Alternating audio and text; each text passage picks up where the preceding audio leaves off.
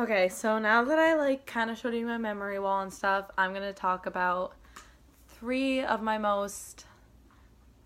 I was gonna say favorite, but I wouldn't say favorite. I'd say most like prominent memories in my life.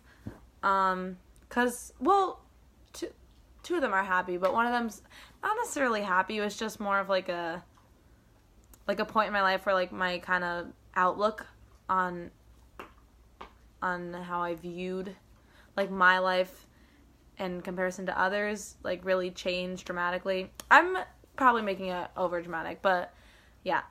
Ignore my dog in the background. He's been in his crate. And I just got home from the orientation, so I didn't want to keep him in there any longer. So he's gonna be back there. Hopefully he won't be making too much noise, but yeah, don't mind him. Okay, so I'll talk about the memory that I said was like kind of the moment where the way I viewed my life changed. So as you probably know by now, my family went on a vacation to Dominican Republic 2 summers ago. Yeah, 2 summers ago. It was a lot of fun. I'm extremely grateful that I was able to go and that I was able to stay with my friend Chloe and my aunt and uncle from Georgia, who I don't get to see very often. I'm very grateful for the experience. We stayed there for like a week, maybe a little more than a week. And we did the beach mainly, did all the pools and stuff, but one day we wanted to do an excursion. So we rented out like dune buggies and we got a private tour guide to take us to a private island that like not our resorts, not private island, a private beach, sorry, like not our resorts our resorts beach, so there would be like maybe like one other group there in comparison to where at the resort it was like everyone who was staying at the hotel. So like of course we were all super excited. And then where was I going? So like we got to the place, they gave us our helmets and stuff. And we, went out and it was more of a tour before we got to the beach. So we were driving through like just past through like not the woods because we're in the Dominican Republic, but it wasn't like the jungle either. I don't know, just like land that wasn't what's the word, like urbanized, I guess, if you know what I'm trying to say. Like it was very dirt back roads. And while we were going, we were passing kids just walking by themselves with like barely any clothes on. Some didn't have shoes. They were so skinny because they didn't have a lot to eat, like I don't want to say they were starving because I don't know, like I didn't talk to them, but they definitely didn't have, as much as say I have. So we were just passing them, they were asking for money and we were told not to give it to them, which I understand, but it was such a culture shock, I guess. I don't know if that's the right word. I'm going to put that in quotes. Because like I was sitting there on dune buggies that we had probably just paid like I don't know how much we paid in the excursion. Probably like I don't know, like I want to say like $1,000 at least because it was private. Like we each got our own dune buggy, private island, private tour guide. And we're on these people's like land, like that's what they call home.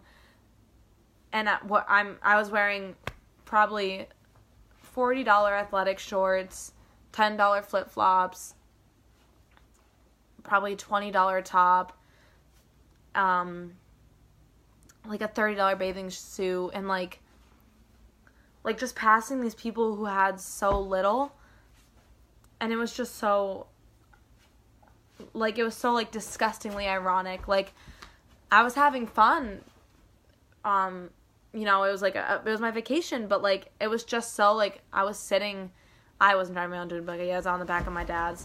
And I was just sitting there, like, just so, like, flabbergasted that, like I'm so lucky to have so much, and I'm basically just boasting it for these people who have so little, but still, from what I saw, remain so happy. Like, all they had was each other, but that's all they needed. So that was just a moment where, like, my viewpoint on my life and my not culture, my, like, my society, like, not, like, society as a whole, like, what I know, like, just really, like, my view totally changed. Where was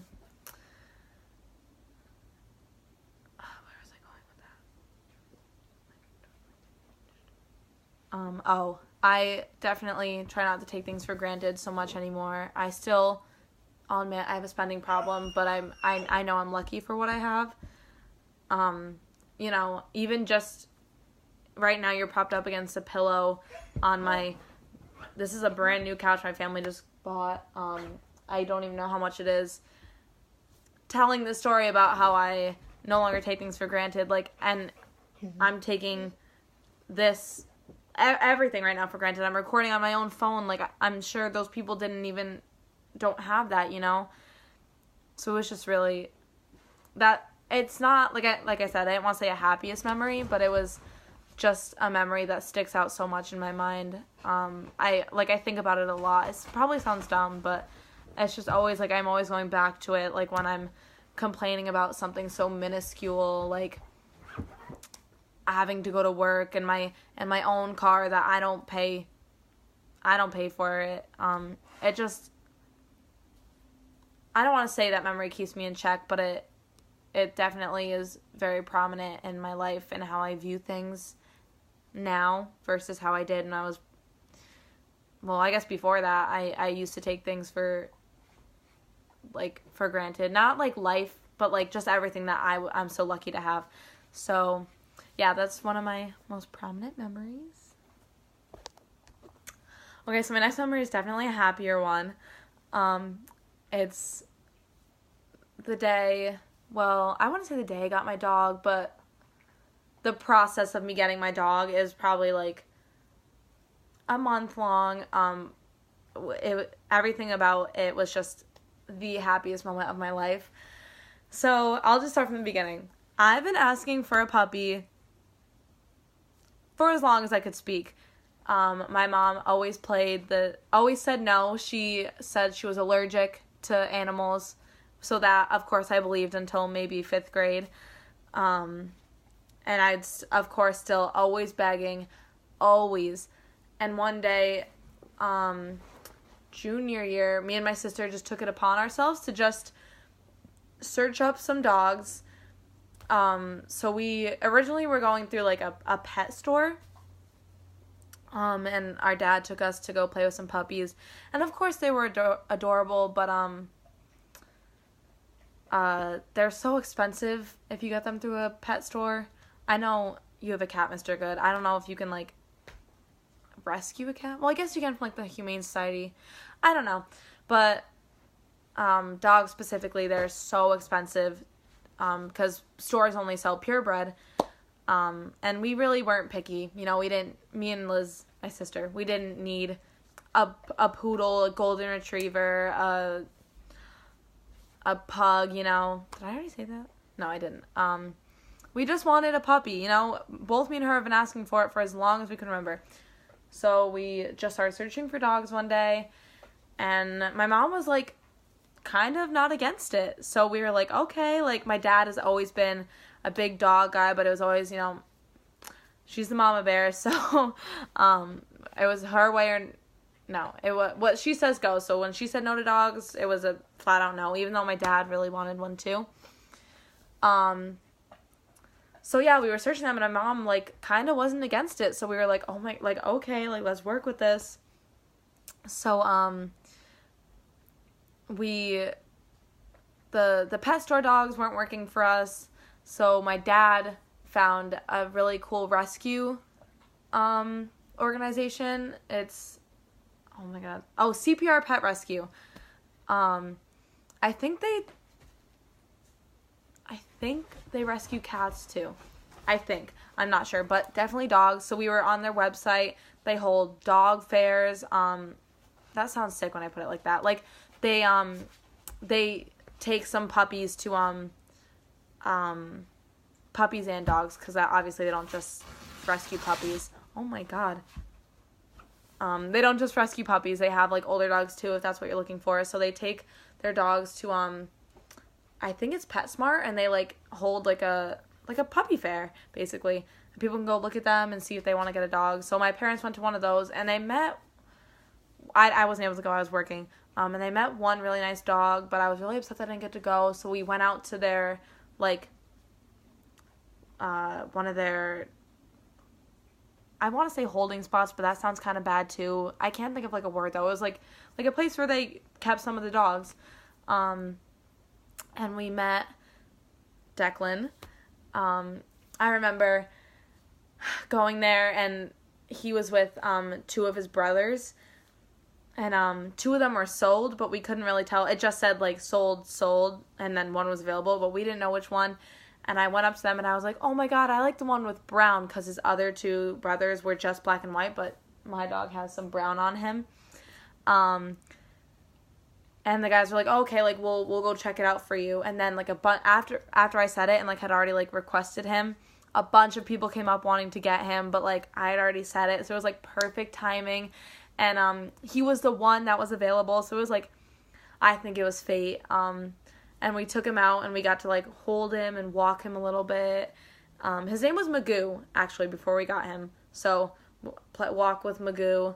And it was just, I fell in love immediately. Like I kind of want to cry talking about it.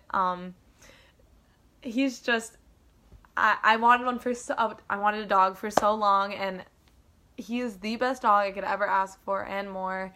He's a little excitable. He gets a little crazy sometimes. But he was such a cute puppy. He was so cuddly, and even now he's still so cute and handsome, and I love him. His name is Declan now, of course. But he's my best friend, and I wish I can get him sooner, but I couldn't. But it's like extra special to me because him, like I say he's my best friend, but my dad is his best friend.